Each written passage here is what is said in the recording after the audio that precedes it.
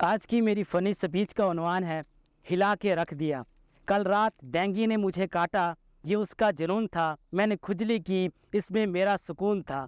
मैंने जानबूझकर भी उसे नहीं मारा क्योंकि उसकी नसों में मेरा खून था। अम्मा उसकी भेंगी कानी, अब्बा उसका गूंगा था। मैं जिसे रानी समझा वो तो राना टूंगा था। इस आशिकी ने मुजरिम बना के रख दिया, पुलिस की हत्थे चढ़ा के रख दिया। उन्होंने पेंट में छोड़े चूहे और पाँचे किए बंद और फिर हिला के रख दिया। आज की जो मेरी स्पीच है वो परवीन के नाम है। परवीन मेरे सौतेले चाचा के सगे भाई की पहली बीवी के तीसरे शौहर की 13वीं बच्ची थी, इसलिए समझ नहीं आया किस तरह बची थी।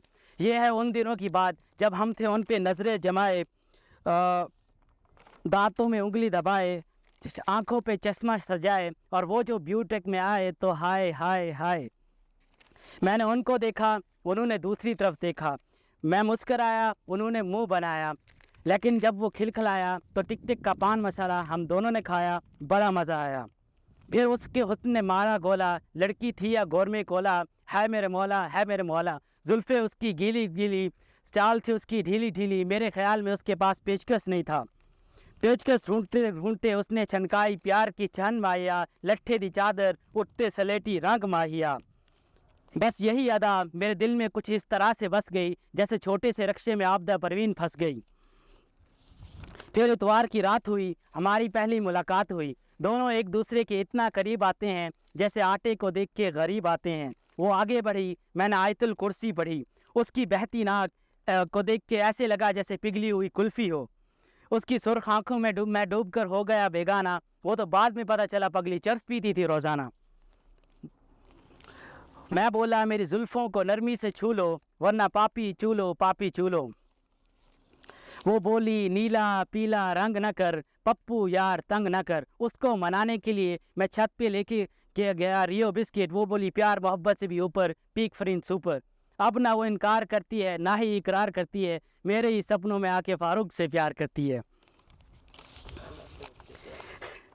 जनाब सदर, इस माशी नाइंसाफ़ी के बाद मैंने छोड़ दिया अपनी मोहब्बत परवीन को। फिर हम जिंदगी की भीड़ में कुछ इस तरह से खो गए कि पता ही नहीं चला कि आलू 80 रुपए किलो हो गए। और वसी होने लगा मेरा नॉलेज, तो मैंने दाखिला ले लिया फार्मेसी कॉलेज। यहाँ आने के बाद मुझ पर आया हुआ कि इस माशरे में लड़की खांसे तो सुगड़पन, लड़का खांसे तो दमे का मरीज़, लड़की जुल्फ़े लहराए के आए तो शिल्पा शेट्टी, हम जेल भी लगाएं तो नजम सेठी, लड़की एक्सटर्नल एग्जामिनर के पास आए तो आइवा, हम जाएं तो वेरी टफ वाइवा। इस मुआशी नाइंसाफ़ी के बाद मैंने छोड़ दिया अपनी मोहब्बत परवीन को। उसके बाद पार्ट 2 है जो कि मेरे ब्रेकअप के बाद का सीन है कि परवीन को छोड़ने के बाद क्या हुआ। परवीन को छोड़ने के बाद यूँ हुआ कि मैं बैतुल खला में बैठ गया, मैं खाना समझकर, लोटे का पानी पी गया पैमाना समझकर। इस मुआशी नाइंसाफ़ी के बाद मैं घर गया और मास्टर के मल्टी फॉर्म पर सो गया। सुबह उठा तो एक ख़त मेरे नाम भिजवाया गया था, मुझे यख मारने बुलवाया गया था। वहाँ बैठा किसी का प्यू था और मेरा इंटरव्यू था। मुझसे पहला सवाल, आप उमैर हैं? मैंने कहा नहीं, करिश्मा कपूर हूँ। मुझसे दूसरा सवाल, आपके भाई की मूछें आपकी मूछें नहीं हैं? मैंने कहा वो अबू पे गया है, मैं अम्मी पे गया हूँ। मुझसे तीसरा सवाल कि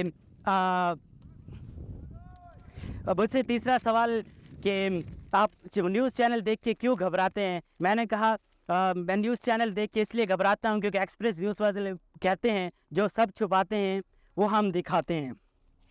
मुझसे चौथा सवाल कि लड़की को शादी के वक्त घूंघट में क्यों रखा जाता है? मैंने बोला वो इसलिए ताकि किसी के मुंह से ना निकल जाए, ओए ये तो मेरे वाली है। मैं वो सारे का सारा हमला मेरी बातों से हो गया कमला। अजीब था उनका रिएक्शन, मेरी हो गई रिजेक्शन। फिर रिजेक्शन के बाद जब मैंने अपने हक़ में आवाज़ उठाना चाही तो उनके मुहाफ़िज़ों ने मुझे इतना मारा जितना इन 2 हाथों से मारा जा सकता है। फिर भी इन 2 हाथों से कितना मारा जा सकता है। फिर इसके बाद मैंने उनकी बॉस को इतना ताड़ा जितना इन 2 आँखों से ताड़ा जा सकता है। फिर भी आखिर इन 2 आँखों से कितना ताड़ा जा सकता है। फिर इसके बाद मैं वहाँ से इतना भागा जितना इन 2 टांगों से भागा जा सकता है। फिर भी आखिर इन 2 टांगों से कितना भागा जा सकता है। भागते भागते सूरज की किरणों ने मेरी आंखों को चमका के रख दिया, दबोचा पुलिस ने और घुटनों को मेरी हिला के रख दिया। पुलिस स्टेशन जाने के बाद मुझ पे आया हुआ कि उससे शादी ना होने का सबब उसका अब्बा था। सब हरियाण थे, उसने ऐसा अब्बा कहाँ से लब्बा था। उसके नाना भी ने भी मुझसे ये कहकर रिश्ता तोड़ दिया कि मूंगफली में दाना नहीं, हम तुम्हारे नाना नहीं। उसकी मेरी सास जो शादी से पहले मुझे समझती थी शहजादा पेरिस, कहने लगी यू रेमंड डेविस। फिर भी इसके बावजूद भी मैंने लिख दिया ख़त परवीन को। वे भोली भाली समझ न सकी मेरे प्यार को, दे दिया ख़त अपने भाई गुलजार को। फिर मैंने अपने पीछे दरिया की मौज देखी और गुलजार की फ़ौज देखी। उन्होंने मुझे इतना मारा कि मेरे मुंह से राज निकल रहे थे। लोगों ने बोला इस पे अजाब आया है, मैं बोला ख़त का जवाब आया है। That's it from my side. Thank you.